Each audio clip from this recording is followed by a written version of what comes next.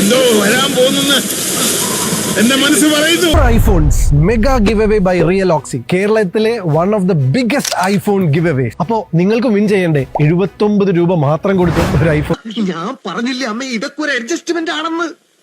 ഇത് ഞാൻ തെളിയിക്കും. അതെന്താ ജി പി ബ്രോ 79 രൂപ മാത്രം കൊടുത്ത് വിൻ ചെയ്യാവുന്ന കാര്യം പറയുന്നത്? നിങ്ങൾ ആദ്യം ഇതൊരു ഗിവ് അവേ ആണെന്ന് പറയുന്നു. അതും വെറും ഗിവ് അവേ അല്ല, കേരളത്തിലെ ഏറ്റവും വലിയ ഐഫോൺ ഗിവ് അവേ. ഇപ്പൊ പറയുന്നു 79 രൂപ കൊടുത്ത് ഐഫോൺ വിൻ ചെയ്യാമെന്ന്. പൈസ കൊടുത്ത് ഒരു സമ്മാനം വിൻ ചെയ്യുന്നതിന്റെ പേര് ഗിവ് അവേ എന്നല്ല, അതിന്റെ പേര് ലോട്ടറിയാണ്. നിങ്ങൾ ഈ പ്രൊമോട്ട് ചെയ്തത് ഒരു ഇല്ലീഗൽ ലോട്ടറിയാണ്.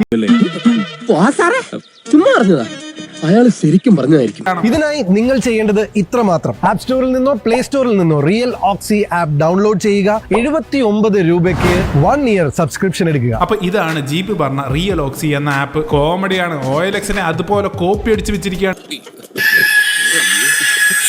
എന്തോന്നടാ ഇതൊക്കെ, നാണക്കേട്.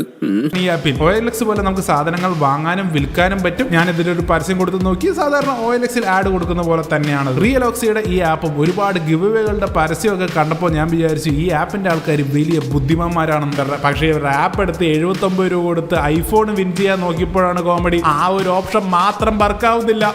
സാറിന്റെ അടപ്പ് തെറിക്കുന്നുണ്ടോ? ഇയാള് പോയില്ലേ?